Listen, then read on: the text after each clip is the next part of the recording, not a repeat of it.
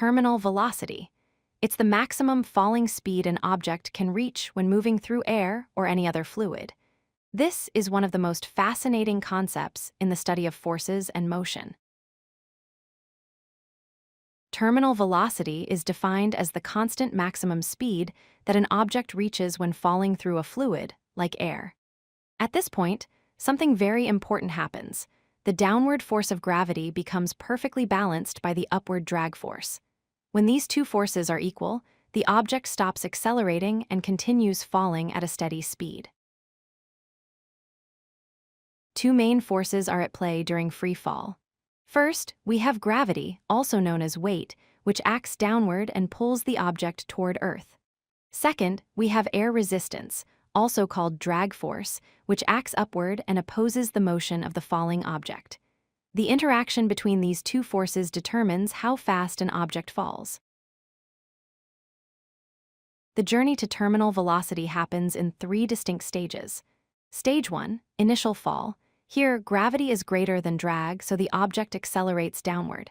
Stage 2, increasing drag. As the object's speed increases, the drag force grows stronger and stronger. Stage 3, terminal velocity is reached.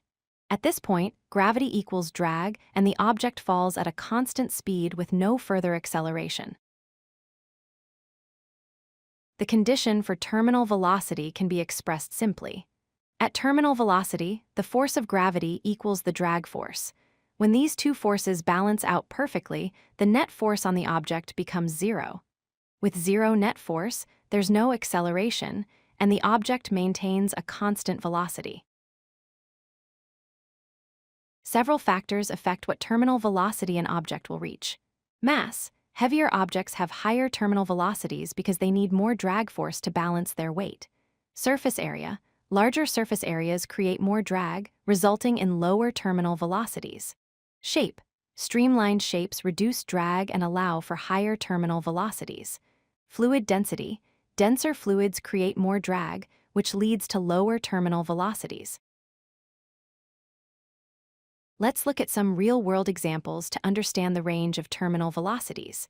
A skydiver in the belly-to-earth position reaches about 195 kilometers per hour. A baseball, being small and dense, reaches around 145 kilometers per hour. In contrast, a feather, with its large area and low mass, has a terminal velocity of only about 3 kilometers per hour. This wide variation shows how mass, shape, and surface area dramatically affect terminal velocity. Let's review the key takeaways. Terminal velocity occurs when forces balance perfectly between gravity and drag. The drag force increases with speed until equilibrium is reached. At terminal velocity, acceleration equals zero, meaning constant speed. Finally, different objects reach different terminal velocities depending on their physical properties. Understanding terminal velocity helps us explain everything from skydiving to how raindrops fall. If you like this video, hit that like button and don't forget to subscribe. Visit codelucky.com for more such useful content.